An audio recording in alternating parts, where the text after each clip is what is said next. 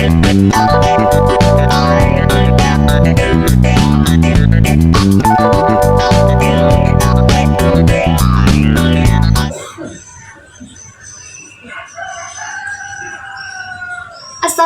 warahmatullahi wabarakatuh. Halo teman-teman, perkenalkan nama saya Naslah dengan NIM C22097, program studi S1 Kesehatan Masyarakat jurusan Epidemiologi. Video ini saya buat untuk memenuhi tugas salah satu mata kuliah, yaitu Epidemiologi Perilaku yang diampuh oleh Ibu Wida Minarti SKM MKes. Nah teman-teman sekalian, dalam video ini saya akan menjelaskan atau membahas tentang epidemiologi kesehatan jiwa. Yang pertama, saya akan menjelaskan tentang apa itu epidemiologi, kesehatan, dan kesehatan jiwa. Jadi, apa itu epidemiologi? Epidemiologi berasal dari bahasa Yunani, yaitu epi yang artinya pada atau tentang, demos yang berarti penduduk, dan logos yang berarti ilmu. Jadi epidemiologi adalah ilmu yang mempelajari tentang penduduk. Pada saat ini, epidemiologi diartikan sebagai ilmu yang mempelajari tentang distribusi, frekuensi, dan determinan penyakit atau masalah kesehatan yang terjadi pada populasi tertentu. Selanjutnya, kesehatan adalah keadaan sejahtera secara fisik, mental, dan sosial yang memungkinkan seseorang hidup produktif secara sosial dan ekonomi. Namun, kesehatan tidak hanya menyangkut aspek fisik saja, tetapi juga aspek psikologis dan jiwa. Jadi, apa itu kesehatan jiwa? Kesehatan jiwa menurut World Health Organization adalah ketika seseorang merasa sehat dan bahagia, mampu menerima dan menghadapi tantangan hidup, serta menerima orang lain sebagaimana mestinya, dan berpikir positif terhadap diri sendiri dan orang lain. Jadi, bagaimana untuk mengetahui apakah jiwa seseorang sehat atau tidak? Derajat 1982 mengatakan bahwa untuk mengetahui sehat atau tidaknya jiwa seseorang bisa dilihat dari 3 aspek. Yang pertama adalah perasaan. Nah, pada aspek perasaan ini akan muncul kondisi-kondisi seperti iri hati, rasa cemas, sedih, marah, ragu, ataupun bimbang. Yang kedua adalah pikiran atau kecerdasan. Pada aspek ini akan muncul kondisi-kondisi seperti sering lupa, kurangnya konsentrasi, dan juga kemampuan berpikir itu menurun. Nah, yang ketiga adalah kelakuan. Pada aspek ini biasanya seseorang akan memiliki tanda-tanda seperti mengkhianati, menyakiti, dan lain-lain sebagainya. Menurut Kementerian Kesehatan Republik Indonesia, seseorang yang memiliki jiwa yang sehat bisa dilihat dari beberapa karakteristik. Yang pertama, kesehatan jiwa yang menerima diri sendiri. Pada aspek ini, seseorang yang memiliki jiwa yang sehat akan menerima diri sendiri apa adanya. Dia akan memahami bahwa seseorang memiliki kelemahan dan kelebihan masing-masing, dan itu adalah hal yang wajar. Yang kedua adalah kesehatan jiwa yang berkaitan dengan orang lain.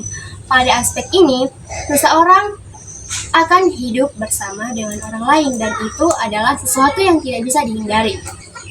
Seseorang yang memiliki jiwa yang sehat akan mampu menerima dan memberi rasa kasih sayang kepada orang lain tanpa mengkhianatinya. Kemudian mampu memberikan dan menerima pendapat orang lain. Yang ketiga adalah kesehatan jiwa yang memiliki tujuan dan bertanggung jawab. Seseorang yang memiliki jiwa yang sehat akan mempunyai tujuan dan akan bertanggung jawab serta berusaha untuk mencapai tujuan yang diinginkannya. Selanjutnya adalah gangguan jiwa. Gangguan jiwa adalah kondisi kesehatan yang mempengaruhi pola pikir, emosi, dan perilaku seseorang. Ini bisa disebabkan oleh beberapa faktor, di antaranya faktor genetik, faktor biologi, faktor stres, penggunaan zat psikotropika, dan juga faktor lingkungan. Jenis-jenis gangguan jiwa antara lain gangguan kecemasan, depresi, gangguan bipolar, gangguan makan, dan lain-lain sebagainya. Memangnya ada kasus kesehatan jiwa yang menyebabkan kematian? Coba lihat.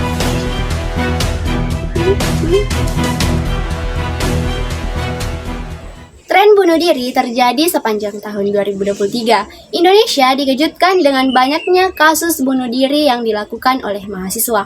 Kasus pertama terjadi pada 8 Maret 2023. Seorang mahasiswa UI ditemukan tewas loncat dari lantai 18 sebuah apartemen di Kebayoran Baru.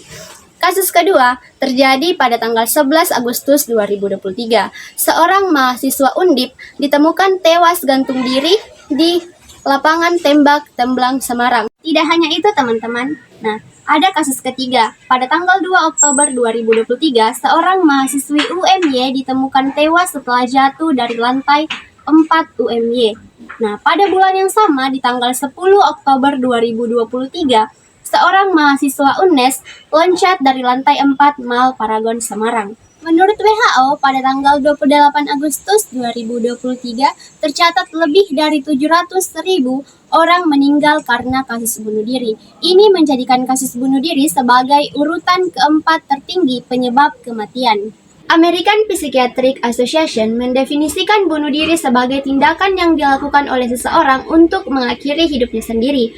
Tindakan ini dilakukan karena beberapa hal, seperti gangguan kejiwaan, tekanan psikologis, tekanan akademis yang berlebihan, pelecehan, gangguan jiwa, dan lain-lain sebagainya, juga cyberbullying, serta peran keluarga. Masalah bunuh diri ini menjadi masalah kesehatan masyarakat yang sangat serius dan menantang. Untuk itu, perlu dilakukan pencegahan dan edukasi terkait masalah bunuh diri ini yang melibatkan seluruh elemen masyarakat. Selanjutnya adalah epidemiologi kesehatan jiwa. Epidemiologi kesehatan jiwa merupakan cabang dari ilmu epidemiologi yang mempelajari distribusi dan determinan gangguan mental dalam populasi.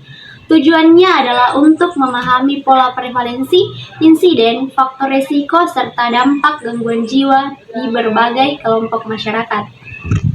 Nah, menurut Survei Kesehatan Remaja Indonesia tahun 2022, prevalensi gangguan cemas mencapai 3,7% dan depresi 1% pada usia remaja dan dewasa muda. Beberapa faktor yang berkontribusi terhadap gangguan kesehatan jiwa di Indonesia antara lain yang pertama adalah kondisi sosial dan ekonomi. Kenapa? Karena tingkat kemiskinan dan tingkat pendidikan yang rendah mengakibatkan meningkatnya risiko gangguan jiwa. Yang kedua adalah akses terhadap layanan kesehatan. Banyak individu yang mengalami gangguan jiwa tetapi tidak melakukan perawatan karena kurangnya fasilitas layanan kesehatan. Yang ketiga adalah faktor lingkungan. Kenapa? Karena faktor lingkungan seperti kekerasan, trauma, dan bencana alam bisa menjadi penyebab gangguan jiwa. Gangguan jiwa tidak hanya mempengaruhi individu itu sendiri, tetapi juga mempengaruhi masyarakat dan juga keluarga. Individu dengan gangguan jiwa seringkali mengalami penurunan produktivitas dan kualitas hidup. Ditinjau dari perspektif ekonomi, individu yang mengalami gangguan jiwa untuk melakukan pengobatan dan perawatan itu akan menjadi beban bagi pemerintah dan juga keluarga. Nah, bagaimana sih hubungan antara epidemiologi kesehatan jiwa dengan epidemiologi perilaku? Banyak gangguan jiwa yang memiliki faktor resiko perilaku yang kuat, misalnya kebiasaan merokok, konsumsi alkohol yang berlebihan, pola makan yang tidak sehat, juga meningkatkan resiko gangguan kecemasan, depresi, dan gangguan mental lainnya. Selain itu, gangguan jiwa juga mempengaruhi perilaku seseorang. Misalnya, seseorang yang memiliki gangguan depresi akan menarik diri dari sosial, sedangkan seseorang yang memiliki gangguan kecemasan akan menghindari situasi sosial tertentu. Dengan memahami hubungan antara faktor resiko dan gangguan jiwa, kita dapat mengembangkan strategi untuk pencegahan dan pengobatan yang lebih baik. Sekian dan terima kasih. Semoga apa yang saya sampaikan dapat bermanfaat. See you next video. Bye-bye.